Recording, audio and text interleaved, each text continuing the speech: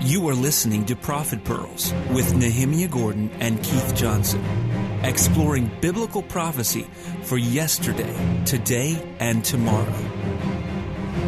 Shalom חברים שלנו, ברוכים הבאים לתוכנית פנינים מהנביאים. Shalom friends, welcome to the program Prophet Pearls with Nehemia Gordon and Keith Johnson. Keith, what does the word chaveri mean? Can you please explain to the people? It means that you and I are working together, trying to find, with common ground and in what I call iron sharpening iron, an attempt to try to figure out what's going on with the Bible. And we've got Prophet Pearls happening here, and you've done the intro, so let's get started. Let's do it. Okay.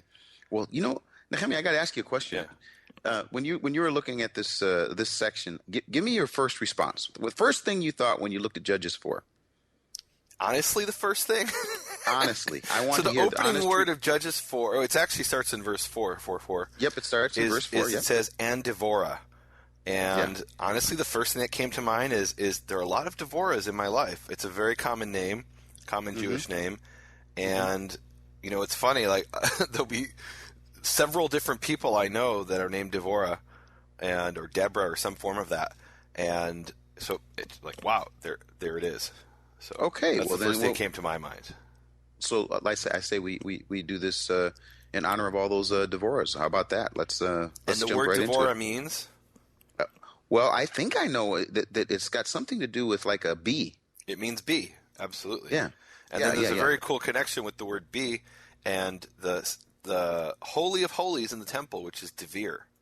Aha. And the place where the bee lives, now this is interesting because the place where the bee lives in Hebrew isn't called Devir, but that must be where the word Devorah comes from, that the bee comes from the Holy of Holies, the hive, the Devir. That's the central sanctum of the bee, and hence of the temple as well. But it's really interesting. I was actually talking just the other day. I was speaking in Seattle or in Tacoma, Washington, and somebody was saying to me, "Oh, those vowels, they're the Masoretes added those. They're not an original part of the text." And I said, "Okay, so if you want to ignore the vowels in Hebrew, then you take the three letters Daled Bet Resh, Devar, which is word." But then you change the vowels, and you could make that same word Devorah, which means bee. You can add a hey at the end, but you don't have to. With those three letters, you could have bee, you could have dever, which is plague. And I was speaking to this Messianic gentleman, and I said, you Messianics, you say that Yeshua is the Devar, the word of the Lord. And so if you ignore the vowels, then maybe he's the pestilence of the Lord. I mean, it's ridiculous. And the point is, if you ignore the vowels, you strip the words of all their significance and meaning to where it can mean the opposite. Yeah. We had so many different experiences in talking about this, and maybe we can bring them in as we go. But I just remember the time that we were in Israel together, and we were addressing this issue of the vowels and how I just have to say, one of the things that you really don't understand until you actually are in the land and you're actually experiencing this with people, but they'll see a word that has just the consonants, like the newspaper. You're reading the newspaper, and there are no vowels there. And you're like, wait. How can they read the newspaper and there are no vowels? They're just consonants. And it's almost like you can't explain it. You can explain it, but experiencing it just brings it to a completely different level, and people understanding what the traditional pronunciation of a word would be, and knowing in context what that word means. It's just a phenomenal. It's phenomenal. Yeah. So, well, I mean, obviously, context is extremely important to know whether it's the pestilence or the or the word, or the bee, the bee of the Lord. That is important. But if you say, okay, I'm not going to use vowels, okay, so instead of devar becomes dibber, and devorah becomes dibber. Like what? And so when you're throwing me a softball. So when it comes to the name like Yud Hey Vav Hey, the four letters Yud Hey Vav Hey, and all of these different vowel combinations that people use, that I just have to be honest with you, there's no end to how many different vowel combinations people add into the four-letter name of God, and that's just where it gets to me absolutely ridiculous. One of the things I appreciated in your book is Hallowed Name Revealed Again, if I remember correctly. You wrote there that the people who say that they want to pronounce the name without any vowels, which would be like Yehovah. Yeah, right. And you said something like "Good luck with that." Yeah, well, it really is interesting. I don't know. I just think the Hebrew language is it's just the way it evolved, the way that it lives today, the way that it's used. And I think people, one of the things that I've really been pushed by in the last couple of years is trying to give people a chance to interact with it a little bit, piece by piece by piece. And I'm finding that there are just as many people that are interested in finding out what something really does mean as there are the people that want to kind of use it for, as I call it, for their own agenda. So. So we're dealing with the 4 of 4, and I know we only deal with the Prophet Pearl section, but it's hard for me not to, at least if I can, just a little bit of context in Judges before we get started, because this idea that the judges, these people that were raised up to be judges, over a period of time, the person would judge, and then the nation would be under that judge for a while, and then the nation would turn, and then they would call out to Yehovah, and then he would respond and give them another judge. And in the first couple of verses, it's just talking about that. And Hello? Yep, I can hear you. See? I hear you the whole time. Skype just quit. I see. Now, Keith, I know you want to just jump into the story, but I think we should get some context first before we do that. Can we please go back real quick to verse 2? Absolutely. Let's go to verse 2. Okay. Yes. Or even verse 1. It says, and Israel did, did evil in the sight of Yehovah, and Ehud died. He was the judge. And Yehovah sold them into the hand of Yavin, the king of Canaan, and who was the king over Chatzor. Chatzor is a major city in northern Israel. And his general was Sisra, and he dwelt at a place called Charoshet HaGoyim. Mm-hmm. It's a real interesting place in itself. Verse 3, and the children of Israel cried out to Yehovah, the children of Israel cried out to Yehovah, for he had 900 iron chariots, and he was pressuring the children of Israel strongly for 20 years. Mm-hmm. So the context here is Deborah is this judge at a time when Israel is being persecuted by the Canaanites. Mm-hmm. So this cycle that takes place is something we see over and over in Judges, where they're under a judge for a while, and then the judge dies, and they turn away from Yehovah, and then the judge is brought in, and it's a cycle back and forth. And I think what I thought was kind of interesting about this is that we could go to the specifics and how it shows up in different parts of Judges, but this one is just boom. Deborah. I mean, there she is. It doesn't say anything when you read it. You understand what the situation is, but if you understand what's happening in the book, then obviously this is now a new, if I can call a new reign. So, it's a new political deal. So what you're saying is, like, whoever decided on these prophet portions, in this case, he really he ripped out the context. The first 3 verses are really important, and why'd he do that? I don't know. Yeah. Good question. We don't know. So let's get into this. Yeah. I mean, so let's talk about this cycle. So it's really interesting. So what we have is this. It's really a 4-stage cycle. Mm-hmm. So you've got the sin, and the sin leads to punishment, which is in the form of foreign oppression. Mm-hmm. Then the Israelites are being crushed under the this foreign oppression, so they cry out, and that's sort of their almost half-baked repentance. Mm-hmm. It comes from a place of need, not of, I was thinking intellectually I need to be good. It was more like, oh man, this hurts. Can you help us, God? Mm-hmm. And then that's the 3rd stage. And the 4th stage is the judge rises up and provides salvation. Mm-hmm. And we've had several of those so far. And actually that pattern is described in the first couple chapters of Judges. Mm-hmm. And we had a number of judges. And then Deborah here is really an unusual judge, because the other ones judged and were military generals. Deborah, who appears here in 4:4, she is not a general. She's just the judge. And the prophetess, which is interesting. I don't think, if I remember correctly, any of the other judges were described as prophets. I can't believe you're saying this. But I'm going to have an argument with you here on the show. What are you talking about? Wait, hold on a second. Let me go look. Are they judges? Are they prophets?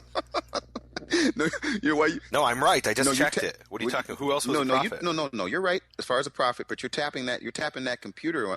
Judges 6:8 talks about a prophet. So the first time the word prophet appears in the book of Judges is in reference to Deborah, and she's the only one who's described really as a judge and a prophet. Yeah. But I don't understand what you're talking about saying she's not a commander of an army. What do you mean by that? No, she's not. What do you mean? We'll get right into that. Let's get right into it. Barak is the commander. Okay, yeah. She's not the commander. Let's move on. No, we're going to have fun with this one, ladies and gentlemen.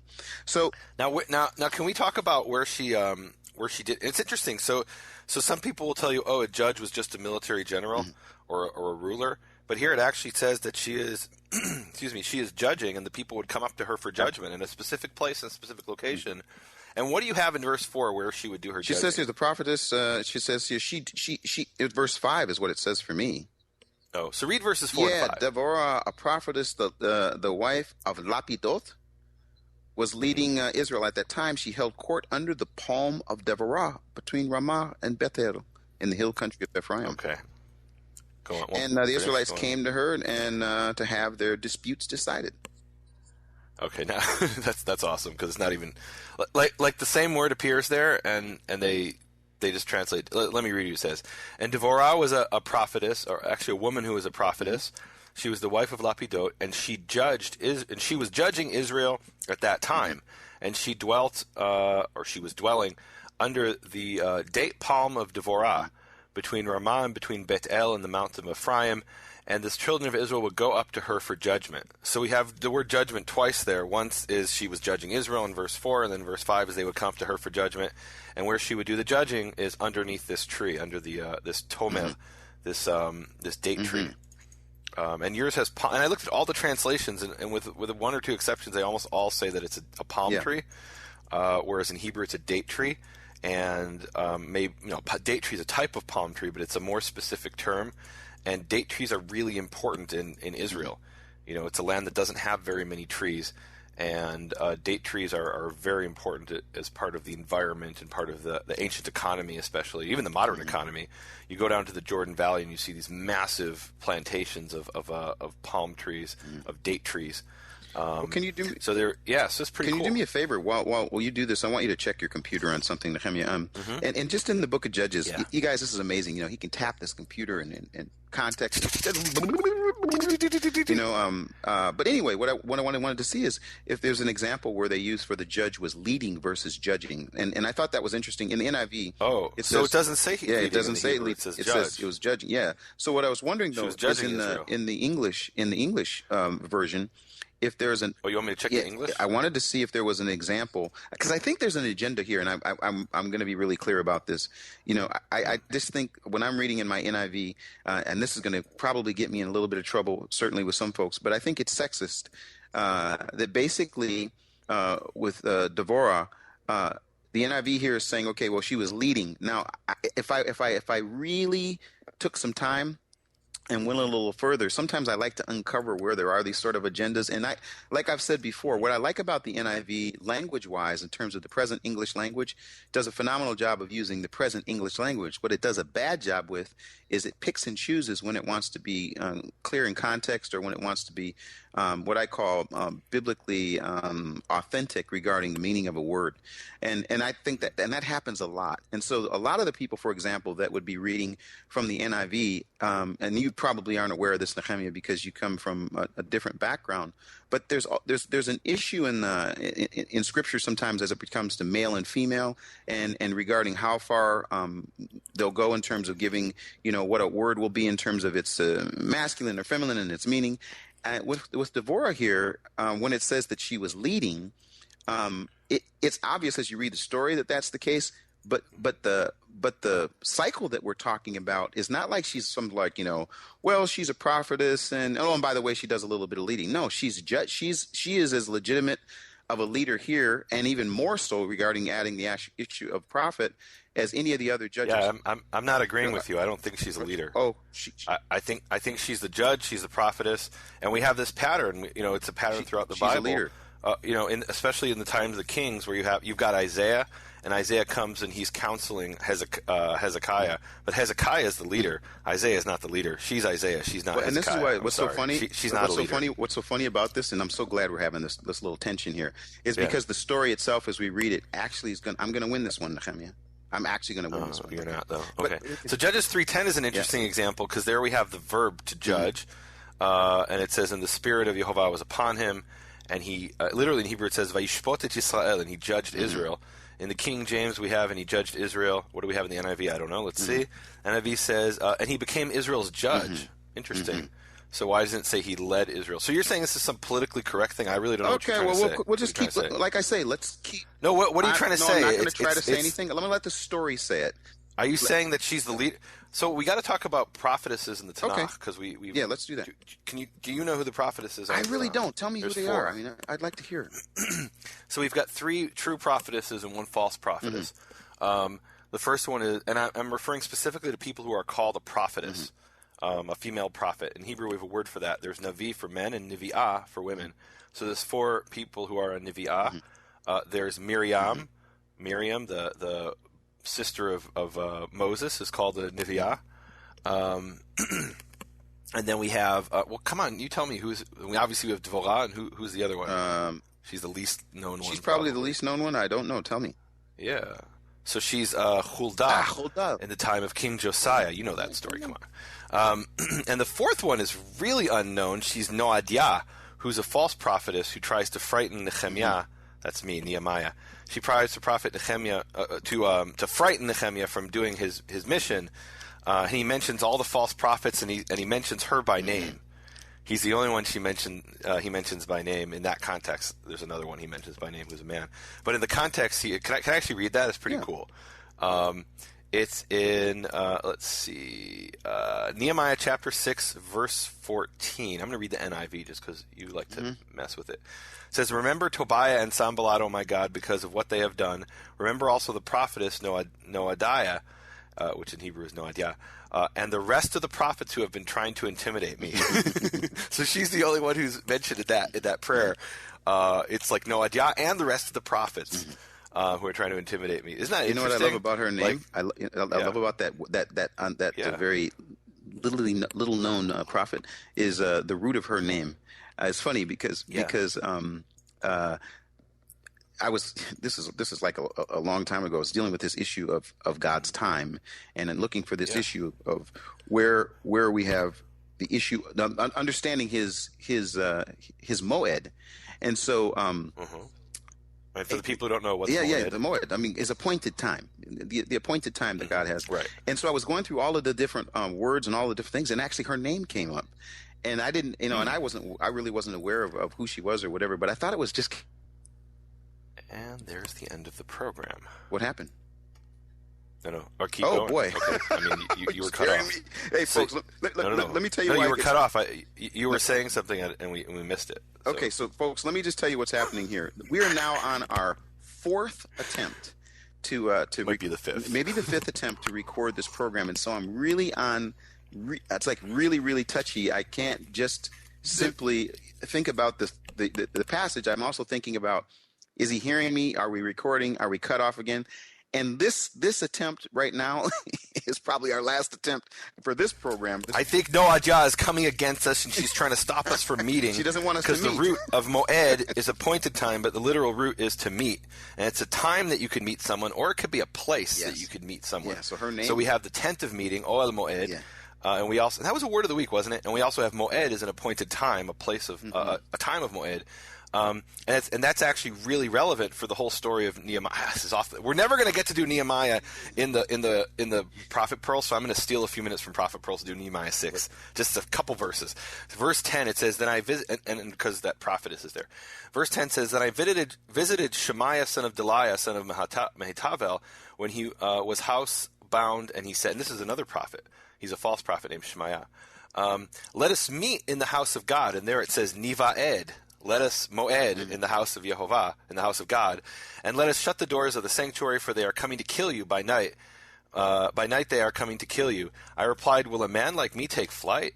Besides, this is what Nehemia says, besides, who such as I can go into the sanctuary and live? I will not go in. And that's because only the priests were allowed to go into the inner sanctuary, not Nehemia, who was he wasn't a priest.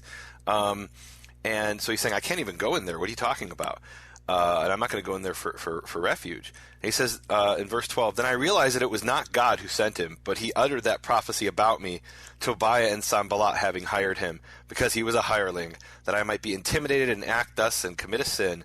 and so provide them a scandal with which to reproach me. In other words, this was a trick to get him to go into the part of the temple. He was not allowed to go in. Only the Levites were allowed to go into a certain section, and beyond that, only the Kohanim, and beyond that, only the high priest, the high Kohen. And they were trying to trick him, say, look, if you go in there, then the bad guy's coming to kill you, won't kill you.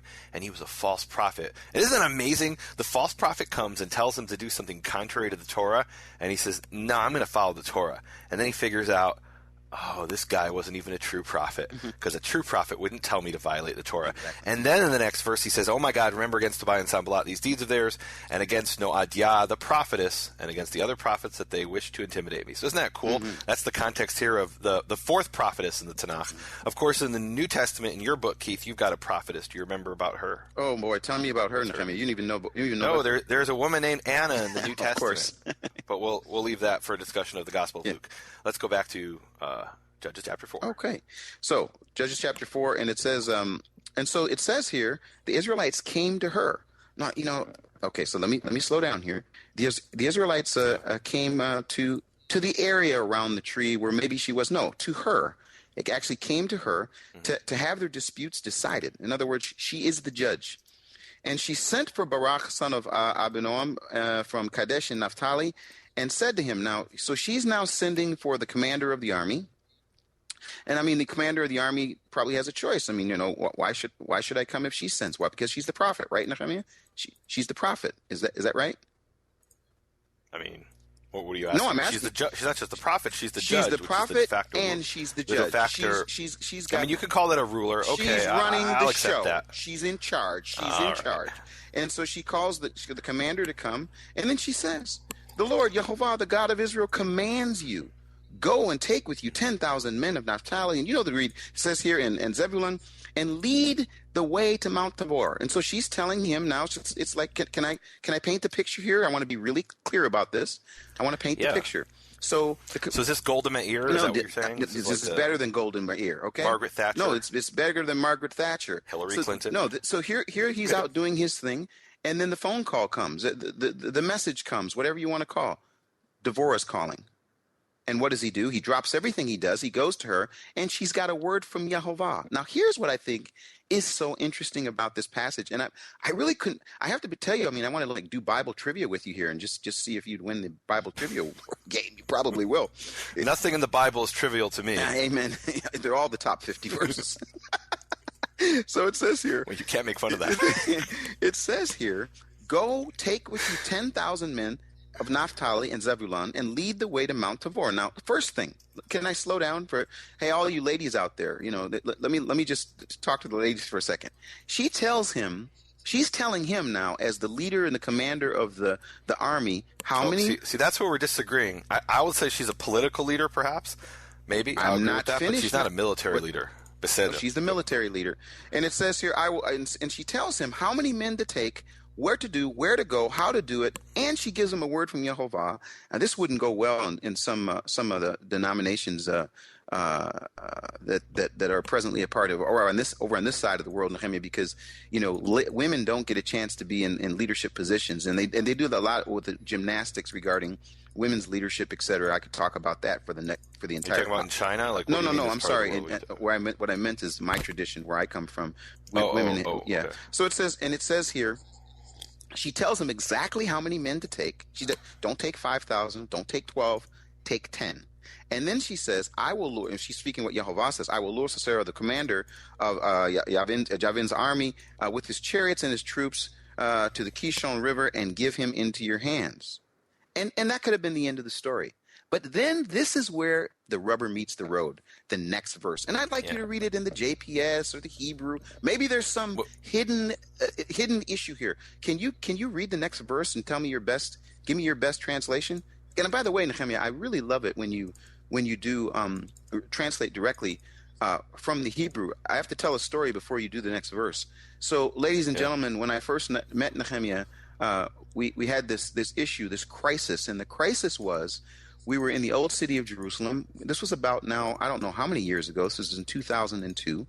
We're in the old city of Jerusalem, and we're walking around, and I'm there on my second trip to Israel, but my first one was really in 1986 or something, as a, sort of just a newly, involved in the church, and I went on a regular tour, and did all the things, all the traditional sites you're supposed to go to. Well, on this particular trip, I'm there. I meet Nehemia, and he's from the Hebrew University, and he's going to take me on a tour of the old city of Jerusalem and some areas right around there. So I meet him, and we're talking. This is after we've had our interaction, for those who don't know, where he saw the Torah scroll. Like, I don't want to get into that. But the next day we're meeting, we're talking, and we're walking along the old city of Jerusalem, and then we'd have Bible talk like we're doing now. It was Chavruta.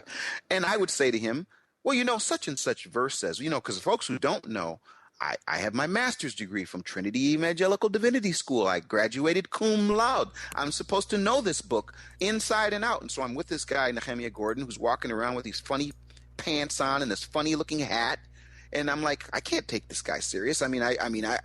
So I decided to challenge him. So I'd bring up a verse, and I'd say to the verse, well, it says in 1 Samuel chapter 6, verse such and such. And he says, well, let's just open and see what that says. And I was getting offended by this guy, because every time I'd bring up the Bible, he'd say, well, he wouldn't just respond. He wants to open the book. So he would sit down and he'd open his book, and I'd open my book, and the books looked similar. Mine was kind of worn and his was kind of worn, and I'd open up the book, and then he'd read, and it wouldn't be exactly what was in my NIV. And I'm like, eventually I peeked over his shoulder, and this is where the crisis came. This is why we're doing Prophet Pearls. I peek over. Can I continue, Nehemia? Do you want to? Thank you. I peek over his shoulder, and in his book that looked just like my book, which was worn, it was like leathery, it was all in Hebrew. But he never one time mentioned a Hebrew word. He only was speaking in English. This was a crisis. The crisis Why was it a crisis? It wasn't a crisis for me. It was a crisis for me because I'm looking at the English. He's telling me it's saying something else based on his translation. And you know what could have happened right then? This is really funny. I've never said it this way. What could have happened right then is you could have become my sage. You could have become my rabbi, Nehemia. I would go to you with all the questions, and you'd give me all the answers, and I would never check it for myself.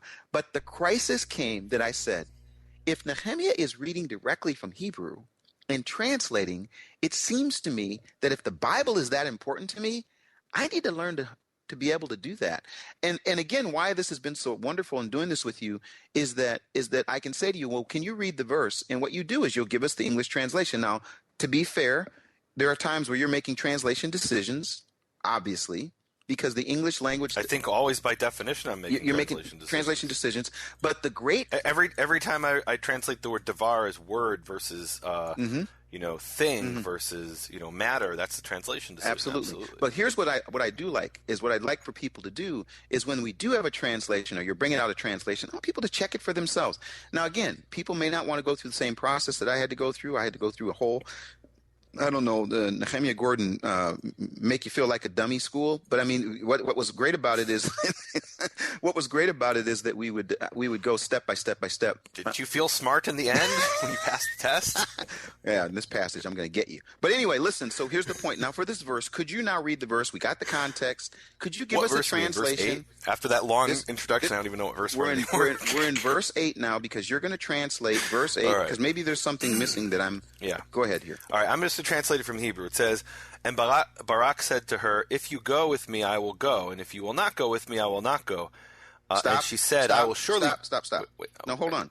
So Barak now is the head of the military. He's large, he's in charge. He's the head of the Joint Chiefs Staff.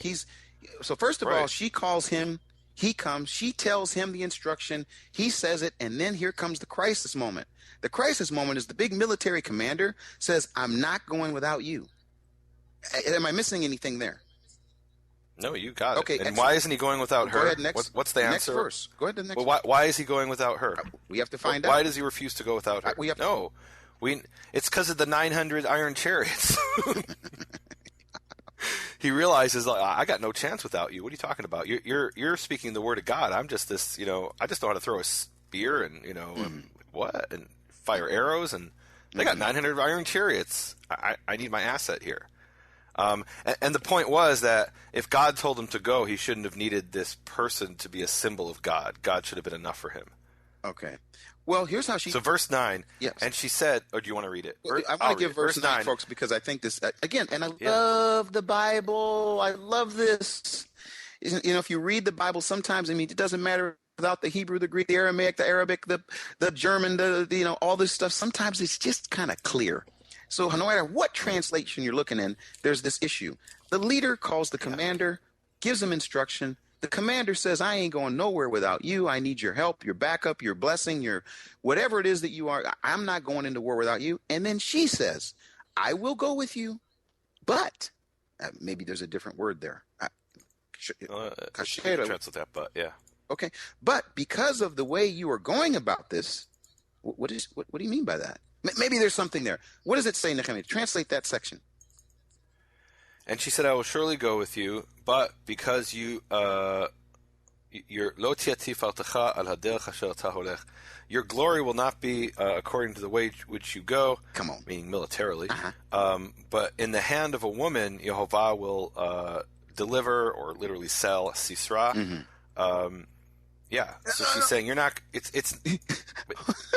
I love this. Wait, okay, so, give your interpretation. No. So basically, she's saying, okay, listen, all right. So you were going to go. You'd have been put in the Hall of Fame of military leaders for this big battle. But because of the way that you're doing this, and because you say you got to have me go with you, it will be into the hand of a woman that this victory will come. In other words, this situation in the end is going to be in the book. In 2014 or 2015, whatever year this is, there's going to be two guys in Prophet Pearls talking about not Barak who won the war, but because of the woman. It was the woman's hand that he handed this victory to. And why was that? Because he said, and at this point I'm pretty convinced he's not looking at whether she's a woman or not. He's looking at the fact that she's the one that's the prophet, hearing from the word of Jehovah. The instruction is clear, and she's saying it's almost like the issue of the ark. I'm not going into the battle without the presence. I'm not going to the battle without the help or the answer. Like, I'm not going to go do this unless you come with me. And I just have to say, when I read this story, my blood gets, as you can tell, I'm a little fired up about it more than probably I should be, but I get fired up about this because I think it's such a really cool story that basically brings to the forefront just how important Deborah was in this situation. So that's my point. So I think I love that you brought the analogy of the ark, because it's exactly the same sort of thing, where they thought, well, if I have the ark, there's power in the ark, and the power was never in the ark. The power is in Yehovah, who could be felt through the ark, and the power wasn't in the prophet or the prophetess. The power it's not in the man, it's not in the woman. The power is in Yehovah. And if Yehovah said, let's go back to what she said. She said, Yehovah has commanded you.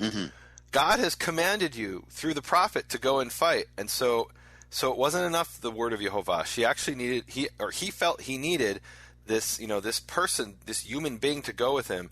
And the word of Yehovah is so much more powerful than any human being, than any representation. That's really what idolatry is, if you think about it. Instead of worshiping Yehovah directly, I'm going to put something up in front of me, a big idol, a statue of Yehovah, a golden calf, and say this is the God that brought me out of Egypt, because it connects me more with it, reminds me of Yehovah, it connects me more with him. And he said, don't do that. He said, worship me directly. And so he felt, Barak felt he needed an intermediary, and because of that, his glory, really his honor and his glory was going to be given not to a woman, and it wouldn't be through his military might. It would be through this woman. Now, who's the woman? Yeah. So who's the woman? Well, so as we're reading it, we're supposed to say, "Oh, it's Deborah who's the woman. It's Deborah, the prophetess." But of course, it's not. That's the inside joke. If you read the end of the story, it's not the woman Deborah. It's the woman Yael, in whose hands Sisera is delivered. Absolutely. So let's keep reading. That's pretty cool. Yeah. So it says here, 10 months followed him, and then we're at verse 11.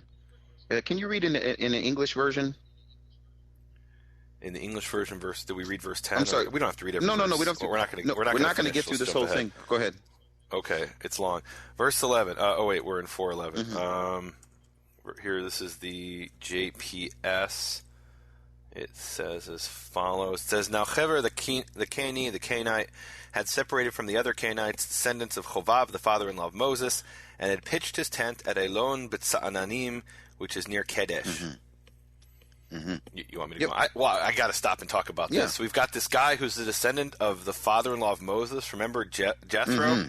Mm-hmm. And Jethro or Yitro, and then we have this character Chovav, who's mentioned, and then we have another character, Ruel. I think we talked about that in the original Torah Pearls, how they're, according to one source, there's 7 different names for the same person. That's it. It's not clear that that's really the same person. But it. Anyway, what's it? And that's it. We've got this character, Hever the Canaanite, and he's a descendant of Chovav, the father-in-law of Moses. And we talked about, I think in the original Torah Pearls, I'm sure we talked about how we have Jethro or Yitro, who's also called Yeter, and there's another character, Ruel, who is either the same character or a different character. And then we have Chovav. And these appear to be different names for Jethro, or maybe Jethro's someone surrounding him, the father-in-law of Moses. So, we'd heard about in the Torah that these relatives of Jethro, they joined the Israelites a little bit sort of against their will. And then here they're still there in the land in Judges chapter 4. That's pretty cool. Hundreds of years later. Mm-hmm. Isn't that something? Yeah. So, folks, for those who don't know, I'm now on, again, level 3, speaking from my mobile phone. This is now the 6th attempt for us to do this. Are you on the hotspot? I'm on the hotspot with no VPN. All right, let's try it. This is third. I think it's this funny. is like the 8th or 9th. You're going to be you'll be solo on this thing, and you'll do an awesome job. Go ahead. Yeah. All right. So let me just pick up from where I left off, which was in verse 11. So we've got this character, Hever the Canaanite, and he's the descendant of Chovav, the father-in-law of Moses. Remember that story back in in the Torah where Moses marries the Midianite woman, and Tzipporah, and her father is Jethro, who's also called by these different names. We talked about that in the original Torah Pearls, I believe. Anyway, so they're still around. Like they joined the Israelites sort of a little bit against their will, and then they came into the land, and now we hear they're still around. That's pretty cool. Yeah, I do think it is cool. And again, this is where the Bible is so amazing to me, because you'll hear someone and they'll say some name, and sometimes people jump over the name because they're like, I don't even know what the name is. But isn't that interesting? You see that name, the Canaanite, and you say, oh, okay, wait, and then it goes on to say it's Moses' brother-in-law, and then you have the whole story of father-in-law. Wait, does it say brother-in-law in yours? It says Moses' brother-in-law, or father-in-law. Wait, no, it actually says brother-in-law in yours, doesn't it, in the NIV? Yeah. So it's Choten, which is father-in-law. And what they're trying to do by making him brother-in-law is they're confused. They're saying, wait, we've got Ruel, and we've got Jethro, and we've got Chovav. Who are these different people? So they're kind of tweaking the Hebrew, and even though it says father-in-law, they're translating brother-in-law to make it more coherent, and not having to deal with these different names maybe for the same guy. That's an interesting solution, but it's not what it says in the Hebrew. So I just want to say one quick thing, and I know we could do a whole teaching on this, and I think I did it one time, on the whole issue of the Rechabites, who are mentioned in the book of Jeremiah. And if you look in Chronicles and you follow all the genealogy, they're from the same family as these Canaanites, as Jethro and Chovav, and meaning, these people are living in tents. There's a reason they're living in tents. They were never given a portion in the land. They were essentially, what the Torah calls sojourners, which means they weren't from the original 12 tribes. They were part of this mixed multitude that joined Israel. They were a complete part of the covenant. There was one Torah for them and the native born, but at this point in history, they didn't get land, and so that's why they're living in tents. It's pretty cool, pretty interesting. And then verse 14, here comes the commander, the leader, the one who's in charge, Deborah, says to Barak, go, this is the day that Yehovah has given Sisera into your hands. Has not Yehovah gone ahead of you? So Barak went down Mount Tabor, followed by 10,000 men, 10,000 that she told him to bring. Yeah. At Barak's advance, Yehovah routed all his chariots and army by the sword, and Sisera abandoned the chariot and fled on foot. So isn't it funny that basically the strength was the chariot, and in the end he leaves the chariot and he's running by foot. Right. And it says he pursued him. Hold on, we got to talk. I know you're in a hurry. I'm just getting to the end of the. I'm not in a hurry. I'm just getting to the end of the last thought, and then you can go back to Yeah, it. go ahead. This is, but Barak pursued the chariots and army as far as Haroshet Hagoyim. All the troops of Sisera fell by the sword. Not a man was left. Go ahead. Yeah. So what happened? He had 900 chariots. You kind of glossed over that and said without the chariots he had no power. But what happened to the chariots? Now chariots, just for those who don't know, and maybe this is obvious, in ancient times, chariots, those were the tanks of their day, and they were what they call a force multiplier. So you could have 900 chariots against 10,000 people. Those 10,000 people don't have a chance. And besides the chariots, you also have foot soldiers. But those 10,000, those 900 chariots, they're a game changer. So how is it that what happened? What? All right, we got to stop here. Can you hear that piano playing? No. No. Okay. So I will try to ignore it. My niece is playing the piano. I got to ask her to stop. So hold on. Can you believe he has the little girl stop the piano? I mean, she's beautiful. This is a part of the story. She's playing the piano in the background. Deborah was playing the music in the background for this victory to take place. He goes and tells her to stop. I don't understand it. No, this is a record of editing. No. I just told the people I can't believe he stopped the beautiful music of the little girl in the background. It's like Deborah's music. And can I tell you what my niece's name is? The one who was playing the piano and distracting me? Her name is Yael. And you want to stop her with from that playing. music? Oh my gosh! She drove a peg into my head with that music. Continue. Okay, all right. So you're talking about the Iron Chariots? Yeah. So the Iron Chariots, it's a game changer. So what happened to them? What happened to the Iron Chariots? Like we can't just gloss over that. So what did happen? And we can only figure this out from the poem, from the Song of Deborah, which I don't see how we're going to have any time to get to. But from the Song of Deborah, it turns out that wait, before you do it, ready? Yeah, before you do it, it's 5:21. I want to do something. Yeah, what's that? No, this is something I want the people to do. What's that? You just gave a great. This is like a great homework assignment. Yeah. How do we know what happened to the chariots? You have to read the poem. We need to have people read the poem and see if they can find the answers. No, this is golden. All right, it's there in the poem. And it actually sets the context, and part of the answer is actually hidden by your translation. I don't know if you realize that, Keith, but it mentions earlier in the passage, it mentions the river Kishon. Yes. The Kishon is not a river. The Kishon is what we call in Hebrew a nachal. In English, they use the word wadi, or actually in Spanish to say arroyo. And a nachal or an arroyo or a wadi is a channel that drains out from the mountain. It's also referred to sometimes as a seasonal creek. And so they might be there next to Nachal Kishon, or perhaps actually in a section of Nachal Kishon, and it's completely dry, and their chariots are very effective. But out of nowhere, suddenly, the Nachal fills with water and what's called a flash flood, and in this case, apparently overflowed its banks and made the chariots ineffective. And it could have been something as simple. I mean, it says they were washed away. So and to this day, you have this situation where people will be in these nachals, especially in southern Israel, but anywhere actually it happens, and they'll be driving like with a 4x4 Jeep or something like that, and the whole thing will just get washed away, and they're killed. A couple people every year are killed in Israel by these flash floods, and it was enough to wipe out the 900 chariots of Sisera and left him fleeing. So yeah, the answer. Wait, so didn't I just give the answer? So now I'd love for you to be my professor in school, where we're about to take a test, and you say read chapter 4. No, it's 5:21. Now I'm going to read it. No, everyone, read chapter 4 to get the answer. So it says the river of Kishon swept them away. The river of Kishon swept them away. The ancient river, the river Kishon, and in Hebrew it's not river, it's Nachal. Nachal Kishon swept them away.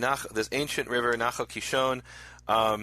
So, oh my soul, you have trodden down strength. So it crushed them. This Nachal destroyed them, and it's an amazing story there. It reminds me of a different story of David, which we don't have time to get to, about Baal Pratzim. It's in my book, Shattering Conspiracy of Silence, where there's another situation probably with a Nachal and a flash flood. So I love the story. I'm sorry, it's great. So this force of nature at the hand from Yehovah came and changed the balance of battle. Isn't it something? Is that you really do? And we started this thing some time ago where I used to say to these people these two words: keep reading, keep reading, keep reading. Well, it's become a shtick where you keep reading. If you don't keep reading and you just read that, you are kind of like stuck. And there are some times where you can keep reading and not get an answer. I think this is just phenomenal that that the poem, the song that we're not going to get a chance to go to, but the people are going to go to and get a chance to see it. But that the song gives us the answer. That is so cool. Yeah, that's so cool. Yeah. You talked about your book, Nehemia. You said there's something in your book about David. What book are you talking about? You wrote Shattering another the book. Conspiracy of Silence. There's our book, A Prayer to Our Father, Hebrew Origins of the Lord's Prayer. That's the book. What other book are you talking about? So I have the book Hebrew Show versus the Greek Jesus, A Prayer to Our Father, and Shattering the Conspiracy of Silence. Those are the three main books I've written so far. And in Shattering the Conspiracy of Silence, I talk about how there's this battle, and Yehovah bursts forth upon the Philistines. It says, and it's describing water bursting forth like a flash flood. And so when David used that metaphor, he was probably also thinking of this instance that took place where the water exploded upon the chariots of the Canaanites. You write books, and what else do you do? What do you do, Nehemia? What's your ministry? You keep talking about. No, just tell me what your ministry is. What is your ministry? What do you? So I've got my ministry. It's called this is the Ministry Minutes. You don't like us using that word, but it is the Ministry Minute. So yeah, my ministry is Makor Hebrew Foundation, and my website is nehemiaswall.com, and I write books. I do all kinds of audio teachings and podcasts, and go around speaking. Actually, we're pre-recording this, and just the other day, I was speaking in Tacoma, Washington, and it was a real blessing. I came here really to Seattle, Washington, to visit my sister and my mother, who's visiting from Israel. But and your niece who plays the piano. My niece Yael, who drives pegs into men's heads and plays piano, And while I was coming here, I remembered that a little over a year ago I spoke at this place in a place called Enumclaw, Washington, which actually was like a last minute thing. It was in someone's living room, and I was really blessed because when I left that place, they gave me this letter. And can I just read you the letter? I'm not going to read the whole thing because we're running out of time. But they wrote this letter, and it said in Hebrew "Toda Rabah," and then in English "Thank you," and it says to Nehemia Gordon. We, the undersigned, want to officially thank you for the numerous contributions you have made to boost our faith in the Torah of Yehovah and the Yehovah of the Torah, which I thought that was really a beautiful thing. And it goes on. It's the 5 different things that they're thankful that I shared with them and have worked on. Some things I shared with them individually, and some things that I've just worked on for years. And very few people ever say thank you. And it was a real blessing. And they all signed it, everyone at this thing. And so but when I found out that I was coming here to Washington, I decided to write them an email and say, hey, I want to get together with you guys. And so they end up setting up this whole big event at a church over in Tacoma. So what started out in someone's living room ended up speaking to this large group of people at a church. So it really was a blessing to me, and that's the kind of thing I do in my ministry. This kind of thing and that kind of thing, and it's a real blessing. So yeah. So the other thing I want to talk about, when you say Ministry Minute, that's not going to cut you off because it's Ministry Minute. But if you just talk about your ministry, you can talk as long as you want. Yeah, no. So no, keep going. Yeah, minute is a relative thing. We're using the Hebrew word for minute, which is longer. Anyway, it's the Jewish minute. So the other thing I want to ask people to do is go over to iTunes, where 3 things I just want to drive home every time in iTunes: subscribe, rate, and review. Subscribe is so that you'll get the program every week. It'll automatically download to you the Prophet Pearls, the original Torah Pearls, other audio teachings I've done, and rate and review. That allows us to get this in front of other people. So there's my Ministry Minute. Awesome. Well, I want to say, really, folks, in all seriousness, we're at sometime in January here. We're not sure, and I have to say for myself, I'm not sure how we're going to be able to continue if the technology ends up being this big of a challenge. We set aside about an hour, and if it ends up taking 2 hours to do this, how that relates to me is that I'm over here actually in Shanghai, and we have in 2015 determined for the last couple years we added the word international to the name BFA, Biblical Foundations Academy International, and we didn't do it for marketing purposes. We did it because we really wanted to share with the Word of God with as many people, as many different places around the world as possible. And at the end of this calendar year of 2014, now it's 2015 as you're listening to this, hopefully, if this one ever gets up with about 20 edits, there's actually a bulletin that we created that gives you a really good picture of what's happened over the last year. It's called the BFA Bulletin. And in that bulletin, it's very high quality. It's a PDF that will allow you to go and you'll be able to view it and download it, and that'll give you a really good picture of what's happening with the BFA. But as I'm over in this part of the world, I'm really using this sort of as a base to go to some other places that it would be a lot more difficult, a lot more expensive if I were in the United States. So, for example, last night I was having a conversation, and this is a real controversy. People that think it's not a good idea, but I've been in about a year-long conversation with these people in Pakistan about going and sharing. They've got a group of people that love God's time, His Torah, His Word, His name, and they're in an area where their fellowship is growing, and they've asked me over and over and over again to come. So last night, I got to tell you, Nehemia, I was looking just to see what it would cost, and the price is half of what it would cost if it was in the United States. So that very well happened. There's an invitation to Africa. Just came from the Philippines.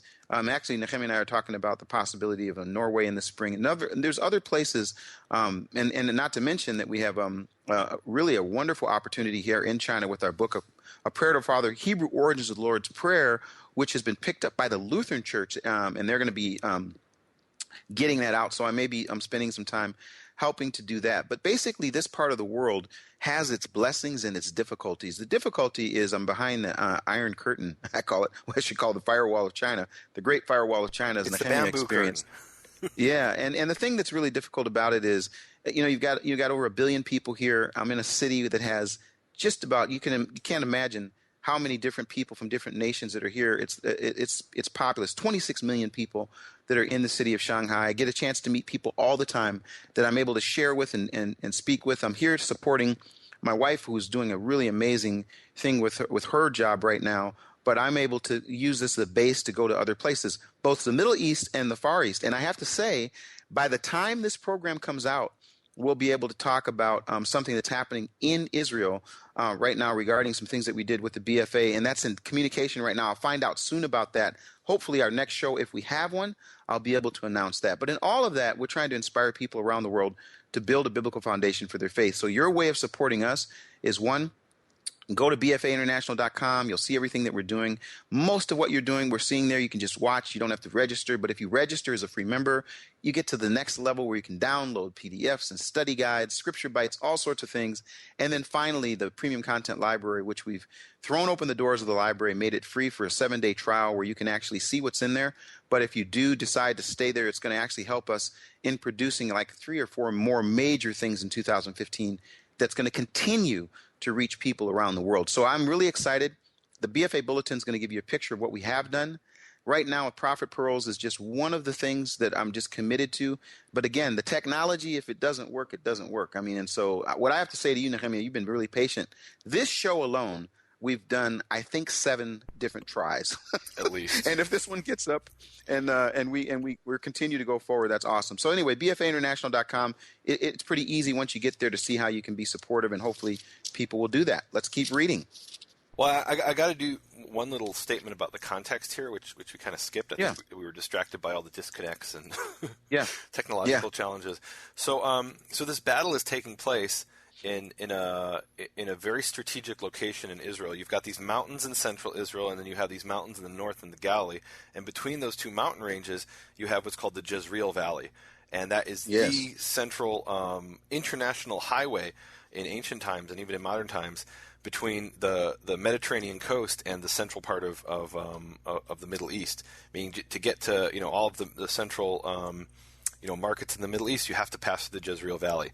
And so there were always great battles that took place there. We have in the New Testament, it talks about Armageddon, which is the Battle of Megiddo. When the British conquered Israel in 1917 from the Turks, it was the Battle of Megiddo.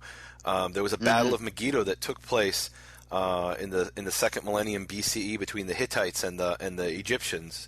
There were all these battles of Megiddo that took place in the Jezreel Valley, and here it mentions Megiddo sort of in passing. And Nachal Kishon is not far from Megiddo. It's in that same area, in that same valley. This is all within an area of 10 or 15 miles. It's a very tight area where all many major battles have taken place and will continue to take place. And that's where this is happening. Yeah. Okay. And so basically, after this thing happens with the Nachal, he runs on foot, and he fled on foot in the tent of Yael. Yeah. And now again, your niece's name is Yael, right? Yael, yes. She happens. Yeah, so she's the wife of Heber the Canaanite, because they were friendly relations between the king of Hazar and the clan of Heber the Canaanite.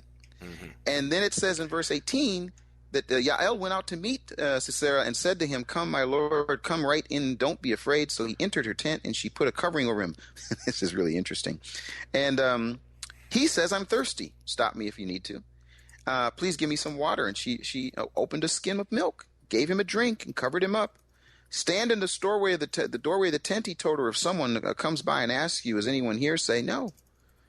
But Yael, Haver's wife, picked up a tent peg, and I think this is one of the most graphic. This one is almost as bad as the one where they put where the left-handed judge put the sword into the belly of the veal and the fat one over the belly. You remember that one? You mean Jephthah? Yeah. Was that Jephthah? It says here, and he drove the peg. Oh no, that was Ehud. Sorry, yeah, Ehud. Ehud, that was Ehud, yeah. and as he went quietly to him while he lay fast asleep, exhausted, she drove the peg through his temple. Certainly, it says something else in the Hebrew. Is it really that graphic, Nehemia? It's pretty. Yeah, it's clear. Yeah, she drove it in. Yeah, she hammered it in. It actually is hammered. Wow. Yeah. So this guy is laying there, and she went and put a peg through his temple. Yeah. Barak came by in pursuit of Sisera, and Yael went out to him and said, "Come, I will show you the man you're looking for." So he went in with her, and there lay Sisera with the tent peg through his temple. And then the last word, it says, dead. I mean, there's just no question. He died. He died. Now, read the last verse before we get to the poem, because I don't think we're going to get to the poem. I have something. I want to do some Bible trivia. Can you read the last verse and give me some? I want to do some Bible trivia here. Okay. Okay. Can you read that? You're talking about verse 24. You want? Yeah, 23. 23 and 24. Can you read 23 and 24? And let me say before you read it, folks, here's what we're going to do. This has been by far the most difficult recording program we've ever done. 7, I think I count 7 different stops and starts. So we don't know how the editor is going to do this. I didn't even get to mention the fact that we've got people who sponsor each of the Prophet Pearls. And the folks that are sponsoring this particular episode are calling themselves the Maccabees. These are people who are want to do this show in honor of the Maccabees that basically went in and battled the Greek, the larger army. And as a result of that, they rededicated the altar for Hanukkah. We discussed that in the last couple of weeks. These folks, we want to say thank you to them. They're calling themselves the Maccabees. They're sponsoring this one, and I'll just tell you what they're sponsoring this for. It's probably going to be the cost of about 3 sponsors just for the editing time that it's going to take to try to finish that. We want to thank the Maccabees. We'll hear from them later that they've sponsored some other of our episodes, and all of the folks that have sponsored Prophet Pearls. It really is not a small thing for what we're trying to do in coordinating this around the world, and editors and internet and phones and the list goes on and on. So thank you to them. Now, Nehemia, before you read these last 2 verses, can we agree the poem, we want people to read it? Yeah. Find the verse that explains what you already told them, but find it for themselves and see what else they can see in this poem that I think is pretty interesting. And then we'll do trivia. Go ahead. We've got to talk about. You brought up the Maccabees. We got to talk about that. Yeah. So because what does Maccabee mean? Something he says we got to talk about. What does Maccabee mean? No, go ahead. Go ahead. Talk about Maccabee was the title of Judah. He was called Yehudah HaMaccabee, or from the word makevet. Makevet is hammer, and because he fought like a war hammer. In verse 21 of Judges 4, it says, "And Yael, the wife of Heber, took the peg of the tent, and she put the hammer, the makevet, in her hand, and she came to him in quiet or in secret, and she drove the peg into his temple, and he fell down to the ground, or he sunk to the ground." So we have there the word makevet, hammer, and this was sponsored by the Maccabees. You didn't want me to talk about that? Are you kidding me? I love it. I love it. And I wonder if Judah wasn't inspired by Yael to call himself Maccabee, because there was the woman who had, he was weak. He was a farmer, and he says, "What do I have? I've got a hammer. That's all I got. I'm gonna use that hammer, and I'm gonna win." And he did. Through the power of Yehovah. And verse 23 makes that clear. It says, "And God subjugated Yavin, the king of Canaan, on that day before the children of Israel.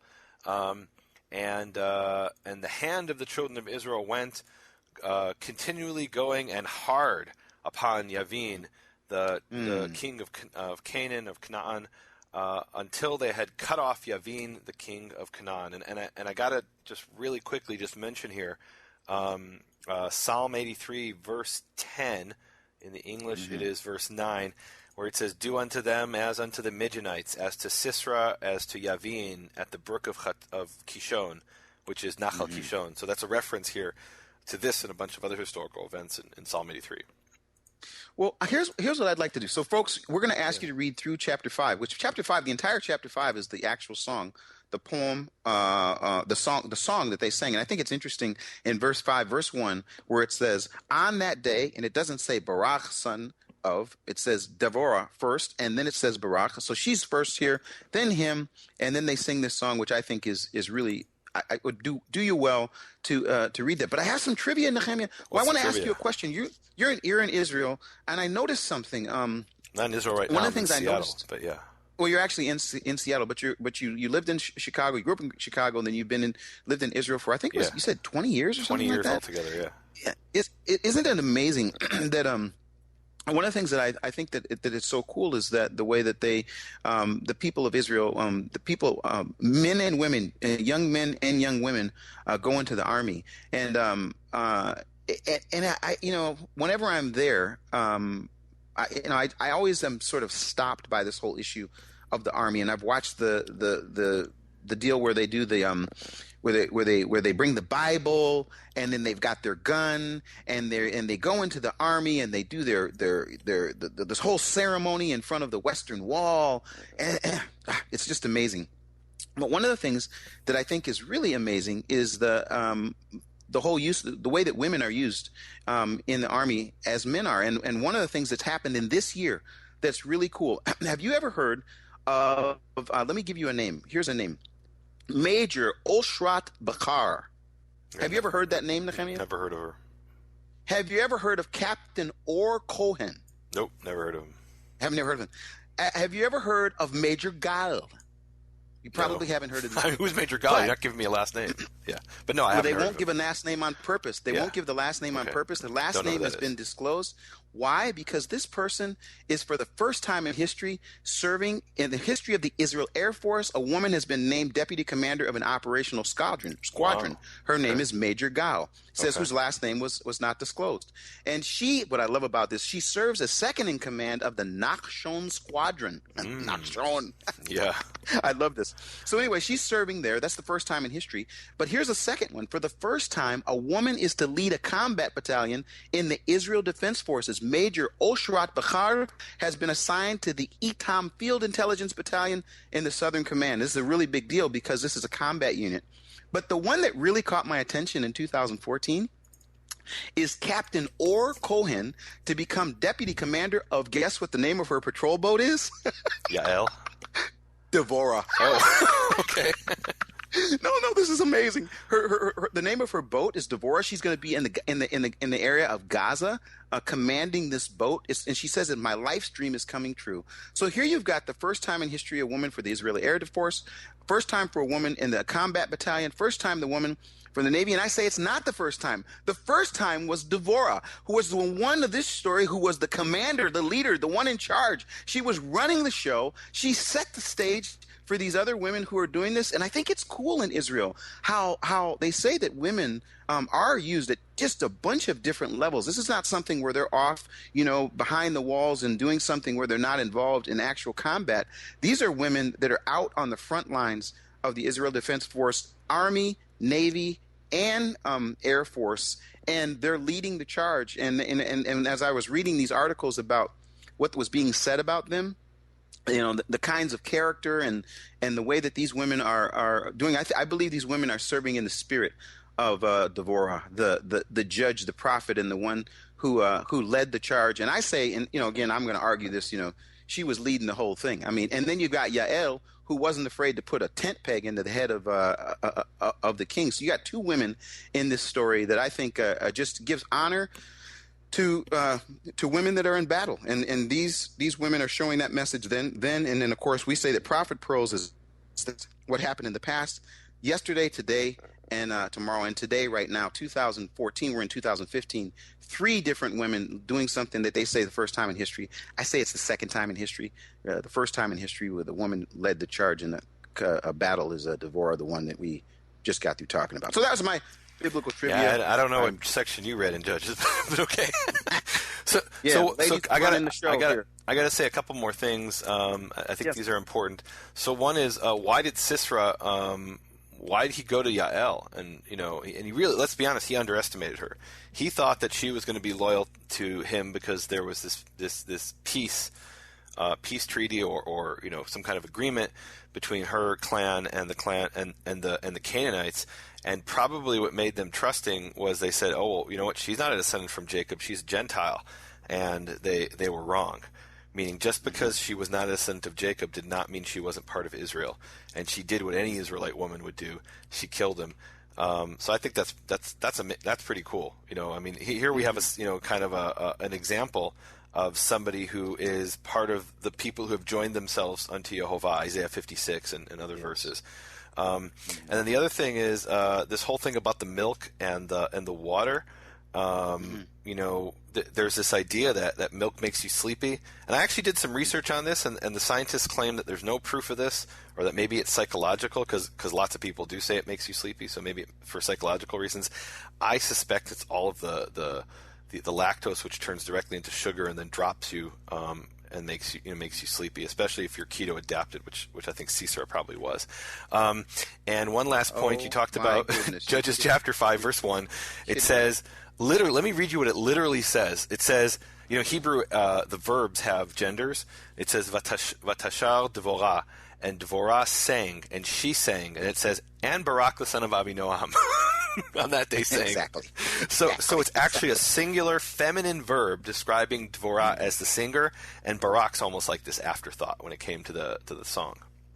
And in all seriousness, what I appreciate about this, story, and again, I wish we didn't have the technological challenges that we did, because there's more things that we could do, and of course we also have time issues. You're there, I'm here, you're in wherever you are with Yael playing the beautiful music with the little hammers that make the sound in the piano. I don't know if you know that. Right, those they are hammers, aren't they? Yeah, they are little hammers, and then I'm over here. Beware of Yael with the hammer. Yeah, Yael with the hammer, and so I think it's all a part of it. I really do want to ask people to be in prayer for us. Sometimes you can make assumptions of what they get the end result of what you do, and they don't always see what happens behind the scenes. If this one is up and you're listening to this one, it took nothing short of a. I don't even know how our editor is going to do this, but basically, if you're up and listening to this, and this actually ends up being as a part of the Prophet Pearls, you should give thanks to our editor and to our patience and to the technology as it works, etc. So, if you don't have anything else, I want to challenge people to read. I do have one other thing. I want to talk about verse 20 of chapter 5, and I'm going to end with that. And it says, Min shamayim nilchamu hakochavim misilotam nilchamu im Sisra. From heaven, the stars from their courses battled. They battled with Sisera. And what does that mean? The stars battled. And we could probably come up with all kinds of creative, explanations that maybe there was a comet that fell, and that's why the Kishon River overflowed with water. I don't know, but definitely it was from heaven. It was from God that this happened. And that's what that's what that means.